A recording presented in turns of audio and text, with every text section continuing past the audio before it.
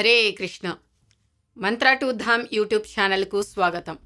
Learning Bhagavad Gita సిరీస్కి స్వాగతం. ఒక వ్యక్తి ఒక అందమైన బంగారు పంజరాన్ని కొని దానికి రోజు పాలిష్ కొడుతూ శుభ్రం చేస్తూ ఉన్నాడు. కానీ లోపల ఉన్న పక్షికి ఆహారం పెట్టడం మర్చిపోయాడు. అప్పుడు ఏమైంది? పక్షి నీరసించిపోయింది. మన పరిస్థితి కూడా అంతే.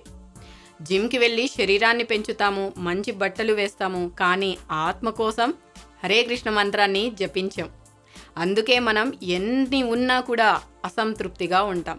మీకు ఎప్పుడైనా ఒక భయం వేసిందా? చాలామంది ఫెయిల్ అయితే లైఫ్ పోయింది అనుకుంటారు. కొంతమంది డబ్బు పోతే సర్వం కోల్పోయాము అనుకుంటాం. కానీ వీటన్నింటికీ మించిన ఒక అద్భుతమైన నిజాన్ని శ్రీకృష్ణ భగవానుడు 5000 ఏళ్ల క్రితమే చెప్పారు. ఆ రహస్యం తెలిస్తే మీకు దేనికి భయం వేయదు. అదేంటో ఈరోజు తెలుసుకుందాము. మనం టాపిక్లోకి వెళ్లే ముందు అసలు కృష్ణుడు ఈ మాట ఎక్కడ చెప్పాడో తెలుసుకుందాము. కురుక్షేత్ర యుద్ధ భూమి, అటుపక్క సొంత బంధువులు, గురువులు, వారిని చంపాల్సి వస్తుందని అర్జునుడు చేతులు వణికి గాంధీవం కింద పడేసి ఏడవడం మొదలుపెట్టాడు. కృష్ణ, నా వాళ్ళని నేను చంపలేను అని బాధపడ్డాడు. అప్పుడు కృష్ణుడు అర్జునునికి ఒక పెద్ద లైఫ్ లెసన్ ఇస్తాడు. అర్జున, నువ్వు ఎవరి కోసం ఏడుస్తున్నావో వారు కేవలం శరీరాలు మాత్రమే కాదు, వారు ఆత్మలు అని వివరిస్తాడు. ఆ సందర్భంలో వచ్చిన అద్భుతమైన శ్లోకం ఇది. ఒకసారి ఈ శ్లోకం నేర్చుకుందాము. न जायते म्रियते वा कदाचिन् न जायते म्रियते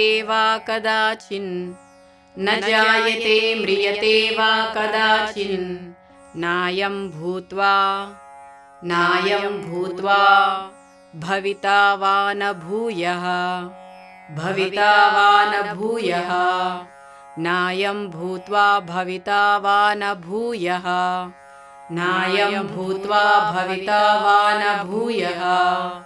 अजो नित्यः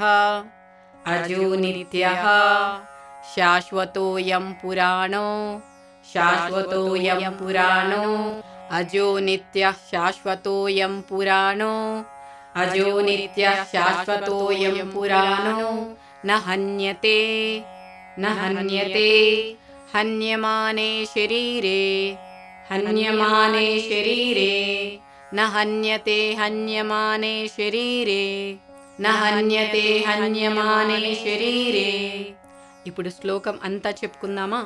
न जायते म्रियते वा कदाचिन् नायं भूत्वा भविता वा न भूयः अजो नित्यः शाश्वतोऽयं पुराणो न हन्यते हन्यमाने शरीरे.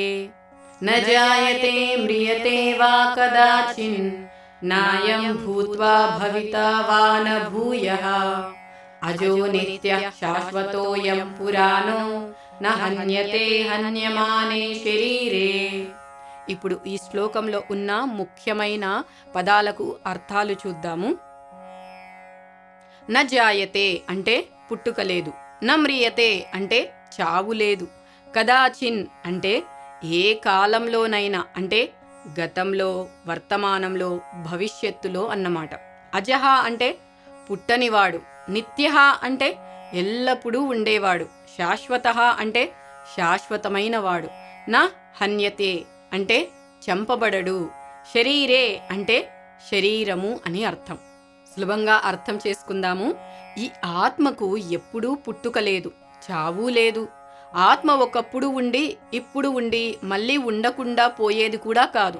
ఇది పుట్టుక లేనిది, ఎప్పుడూ ఉండేది. అంటే నిత్యమైనది, శాశ్వతమైనది మరియు పురాతనమైనది. శరీరం చంపబడినప్పటికీ ఆత్మ మాత్రం చంపబడదు. అంటే మీ ఫోన్ పగిలిపోతే అందులోని సిమ్ కార్డ్ మాయం అవ్వదు కదా, అలాగే శరీరం పాడైతే ఆత్మ పోదు. మనమందరం ఈ శరీరం కాదు, మనం ఆత్మలం. శరీరం చనిపోయాక కూడా ఉంటారు. నేనై ఉంటాను. ఎగ్జామ్స్లో ఫెయిల్ అయితే లైఫ్ అయిపోలేదు. ఎందుకంటే నువ్వు కేవలం ఒక మార్కుల షీట్వి కాదు కదా, నువ్వు ఒక దివ్యమైన ఆత్మవు. డబ్బు పోవచ్చు, కానీ నీ నిజమైన ఆస్తి నీ భక్తి. అది ఆత్మతో పాటే వస్తుంది. మనకు ఇష్టమైన వారు దూరమైనప్పుడు వారు చనిపోలేదు, కేవలం బట్టలు మార్చారు అని అర్థం చేసుకుంటే ఆ బాధ నుండి త్వరగా కోలుకోవచ్చు. శరీరానికి 6 మార్పులు ఉంటాయి. సాధారణంగా ఏ జీవి అయినా పుట్టడం, పెరగడం, ఉండడం, పిల్లల్ని కడడం, ముసలితనం, చనిపోవడం. కానీ ఆత్మకు ఈ మార్పులు ఏవీ ఉండవు. ఆత్మ ఎప్పుడూ యంగానే ఉంటుంది.